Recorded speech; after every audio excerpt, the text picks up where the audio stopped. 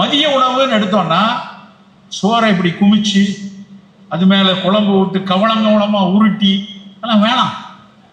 உங்க வீட்டுல யாரெல்லாம் வீட்டுல வந்து இந்த அன்னக்கரண்டின்னு ஒண்ணு இருக்கும் இல்லையா, அந்த அன்னக்கரண்டி இருந்ததுன்னா தர்மபுரியில எந்த பக்கம் கிழக்குன்னு பார்த்து அந்த பக்கமா நின்று தலையை சுத்தி எரிச்சிருங்க.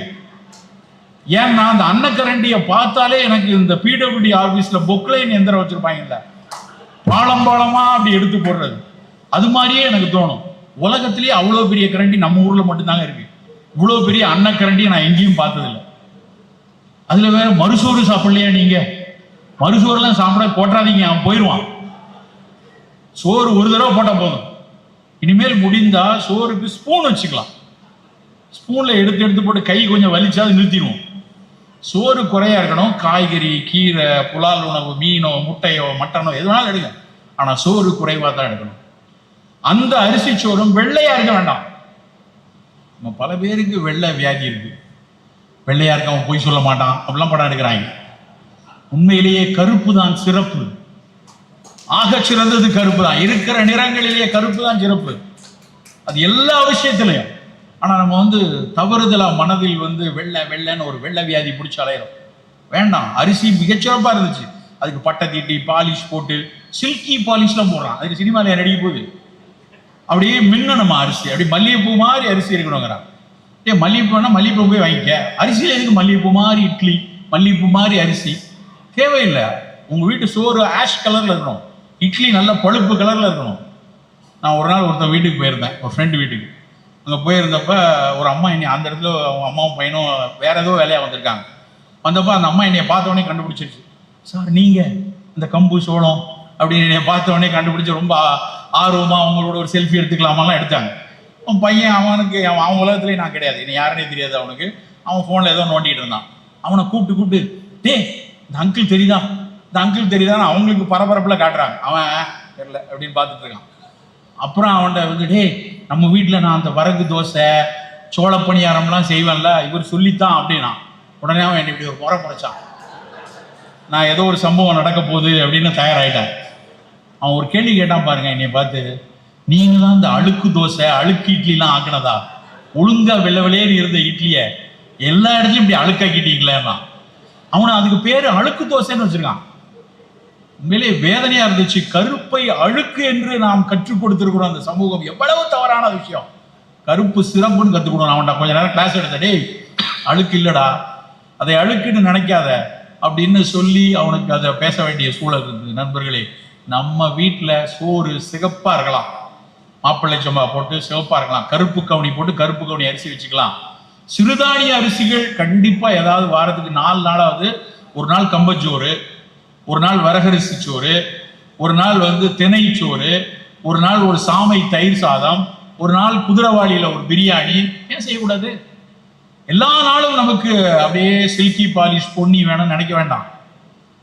ஒவ்வொரு தானியங்கள்லையும் ஒரு சிறப்பு இருக்கு. அரிசியையும் கம்பையும் இப்படி ரெண்டையும் ஒப்பிட்டு பார்த்தீங்கன்னா அரிசியை விட கம்புல 8 மடங்கு இரும்பு சத்து இருக்கு. அவ்வளவு இரும்பு சத்து கம்புல இருக்கு. வரகரிசி சர்க்கரையை வேகமா சேர்க்க விடாது, கொஞ்சம் மெதுவா கொடுக்கும். எல்லாமே கார்போஹைட்ரேட் தான், ஆனா வேகமா சேராது. ரெசிஸ்டன்ட் ஸ்டார்ச் நிறைய இருக்கு. 50க்கு மேற்பட்டவர்கள் நம்ம அன்றாட வாழ்க்கையில சிறுதானியங்களுக்கு ஒரு மிகுந்த இடம் கொடுக்கணும். சார் சிறுதானியெல்லாம் டைஜஸ்ட் ஆகாது, எனக்கு லேச சூடாகும், இதெல்லாம் நம்ம மன பிராந்தி மாதிரியே அது கெடுதல். அப்படி தேவையில்லை. நம்ம கொஞ்சம் கொஞ்சமாக நம் சிறுதானிய உணவுகளை நம் உணவில் அன்றாடம் சேர்த்து கொண்டே இருப்பது ரொம்ப ரொம்ப முக்கியம். அதை விட முக்கியமானது 6 சுவைகளும் நாம் சேர்க்கணும். 6 சுவைகள். ஆமாம் சார் ஸ்வீட் தானே சாப்பிட்றேன் சார் அப்படின்னா அது முட்டாள்தனம். இனிப்பு பழங்களிலிருந்து வரணும், அல்வால இருந்து மைசூர் பால இருந்து வர வேண்டாம். இனிப்பு பழங்கள்ல இருந்து வரணும். சுவைக்கு முதல்ல நம்ம பரிமாற வேண்டியது பழம். ஒரு கப்பு நிறைய பப்பாளி பழம், இல்லை நெல்லிக்காய், இல்லை வாழைப்பழம், இல்லை கொய்யாப்பழம். சக்கரை வியாதிக்காரங்க வாழைப்பழம் வேண்டாம், மற்ற எல்லாரும் இந்த பழங்களை முதலில் துவங்கணும். பழங்களுக்கு இருக்கக்கூடிய பயன் உலகத்துல வேற எந்த உணவுலையும் அவ்வளவு கிடைச்சிடாது. மாதுளை ஆகச்சிறந்த பழங்கள்ல ஒண்ணு. உளவியல் ரீதியாக மனதுல சிக்கல் இருக்கு, கவலை இருக்கு, என்ன வசதி இருந்தாலும் எனக்கு ஒரு மாதிரி ஒரு அழுத்தமான மனம் இருக்கிறது, மகிழ்ச்சியா இல்லை அப்படின்னா மாதுளை சிறப்பு. செரட்டோனின் அப்படிம்பாங்க, செரட்டோனின்ங்கிறது மூளையில மகிழ்ச்சியை கொடுக்கக்கூடிய ஒரு சுரப்பு. அது மாதுளையிலையும் வாழைப்பழத்துல மட்டும்தான் இருக்கு. உலகத்துல சைக்கியாட்ரிக் எயில்மெண்ட்டுக்கெல்லாம் செர்னேஸ் இன்ஹிபிட்டாஸ் கொடுப்பாங்க. அவன் மாதுளம்பழத்தில் இப்பொழுது சத்தை பிரித்து எடுத்து கொடுக்க ஆரம்பிச்சிட்டான் உலகம் முழுக்க. நாம ஏன் சாப்பிடக்கூடாது? ரெகுலரா கொஞ்சம் மாதுளம்பழம் எடுக்கலாம், கொய்யாப்பழம் எடுக்கலாம், நாவல் பழம். மறந்தே போயிட்டோம். இந்த நாட்டுக்கு பேரே, பாரத தேசத்துக்கு இன்னொரு பேரே வந்து ஜாமூன் ஐலண்ட். அப்படிதான் இருந்துச்சு ஒரு காலத்துல. அவ்வளவு நாவல். இந்த பக்கத்துல இருக்கக்கூடிய அத்தனை மலை வளத்திலையும், தர்மபுரியை சுத்தி இருக்கக்கூடிய அத்தனை வளத்திலையும் நாவல் இருந்திருக்கிறது. இங்கே எல்லாம் தெரிந்ததாக நாம் நினைக்கக்கூடிய அந்த பாரி வள்ளல், அவரோடு இணைந்து பயணித்த கபிலர் பல பாடல்கள் நாவலை பத்தி சொல்றாரு. எவ்வளவு வகை வகையான நாவலை நம்ம சாப்பிட்டுருக்கோம். இன்னைக்கு நவ்வாப்பழம் பல பேருக்கு தெரியல. நாங்கெல்லாம் சாப்பிட்டுட்டே உன் உதடு வாய் எப்படி ப்ளூவா இருக்கு, உனக்கு ப்ளூவா இருக்கா, உனக்கு பர்பிளா இருக்கான்னு விளையாண்டுருக்கோம். இன்னைக்கு நம்ம வீட்டு பிள்ளைகளுக்கு அதெல்லாம் தெரியல.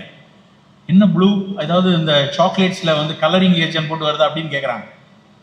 ஆனா பழங்கள்ல நாவல் பழம் மட்டும்தான் துவர்ப்பும் இனிப்பும் கலந்த ஒரு பழம். அந்த துவர்ப்பு தன்மை சர்க்கரை வியாதியை குறைக்கக்கூடியது. கண்ணுசாமி பிள்ளை அப்படின்னு ஒரு பெரிய சித்த வைத்தியர், அவர் வந்து தஞ்சாவூர் மாவட்டத்தில் இருந்தவர். கண்ணுசாமியம் அப்படின்னு ஒரு புக் எழுதியிருக்காரு.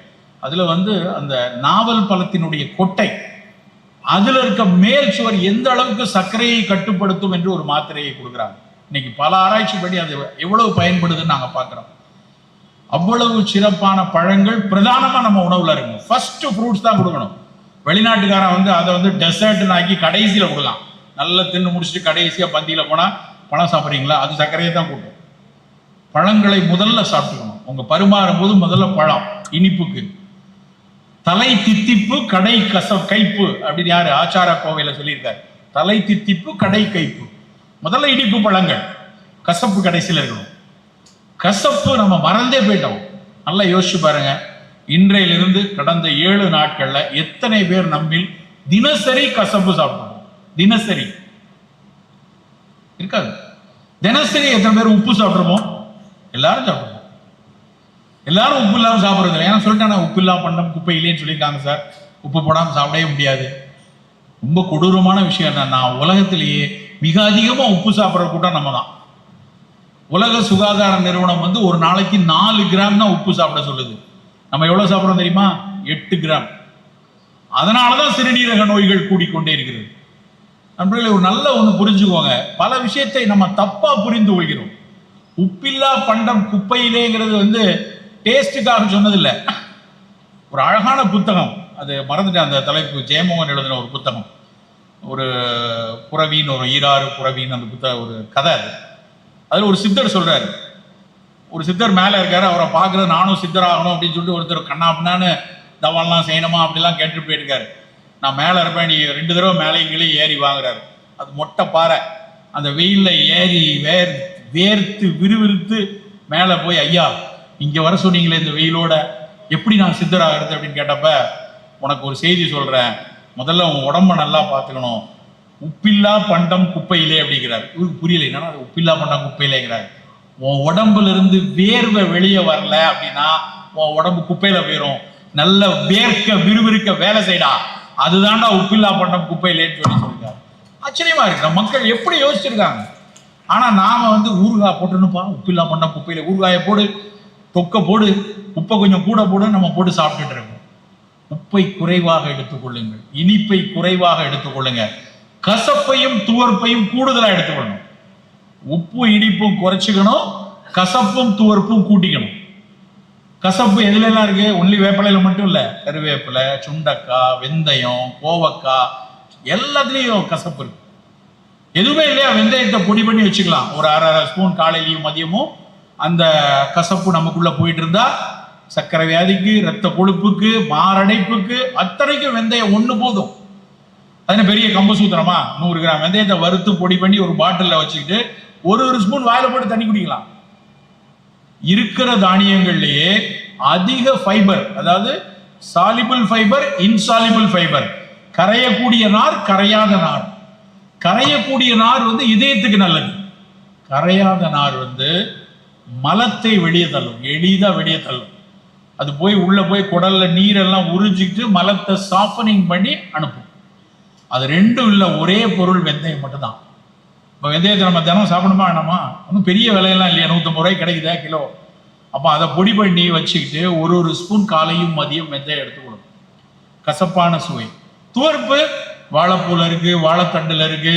ரைத்தாலாம் பண்ணும்போது, தயிர் பச்சடி பண்ணும்போது வெங்காயத்தில் ஒரு நாள் பண்ணுங்க, ஒரு நாள் வாழைப்பூல பண்ணுங்க, வாழைத்தண்டுல பண்ணுங்க, அது ஆக சிறந்தது. நண்பர்களே, நம்முடைய மதிய உணவுங்கிறது 6 சுவையும் அடங்கிய உணவா இருக்கணும். நடுவில் 2 காணாம சார், கசப்பு துவர்ப்பு சொல்லிட்டீங்க, கூட இனிப்பு உப்பு காரம் குறைச்சிக்கங்க, நடுவில் புளிப்பு காரம், அது மிதமா இருக்கணும், சுருன்னு இருக்கக்கூடாது. மிதமாக புளிப்பும் காரமும் இருக்கணும், கசப்பும் துவர்ப்பும் கூட இருக்கணும். காரம் எங்கெல்லாம் தேவை இருக்கோ அங்கெல்லாம் முதல் தேர்வா மிளகு இருக்கட்டும், பெப்பர். மிளகு வெறும் கார சுவை மட்டும் கொடுக்கறது இல்ல, எதிர்ப்பாற்றலை செம்மைப்படுது. குறிப்பா அலர்ஜி இருக்கு, இன்னைக்கெல்லாம் நிறைய பேருக்கு ஆட்டோ இம்யூன் டிசீஸ் வருது.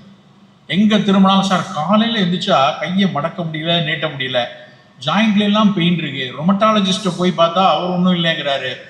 இது கொஞ்ச நாளாவே இருக்கு. சிக்கன் குனியா வந்தப்ப அது நோய் போயிடுச்சு சார், ஆனா கையை மடக்க முடியல, நீட்ட முடியல.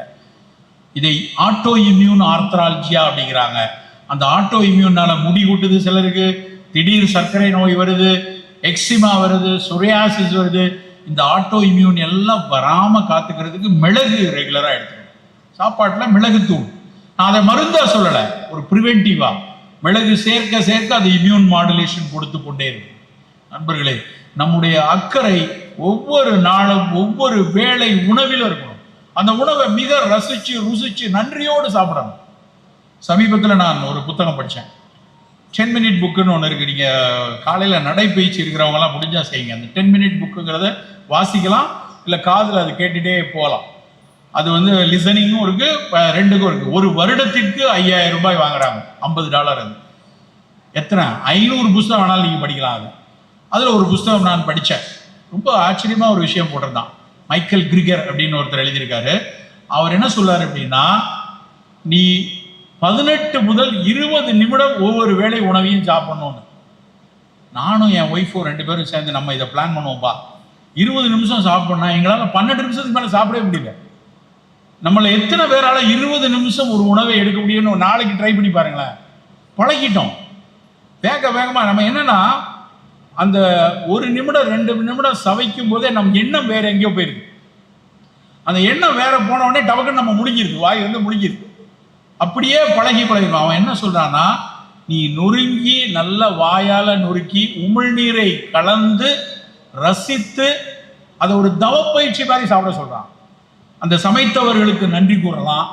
நம்ம வீட்டு நம்ம மனைவியோ இல்லை நம்ம சமையல்காரரோ நமக்காக சொல்லலாம், அவங்களுக்கு தேங்க் பண்ணிட்டே சாப்பிடலாம். அந்த தானியங்களுக்கு நன்றி சொல்லலாம். அந்த அரிசி நம்ம தட்டுக்குள்ள வரதுக்குள்ள எத்தனை பாதை வழியா வந்திருக்கு, அந்த தானியம் வரதுக்குள்ள எவ்வளவு பாதைகளை கடந்து வந்திருக்கு.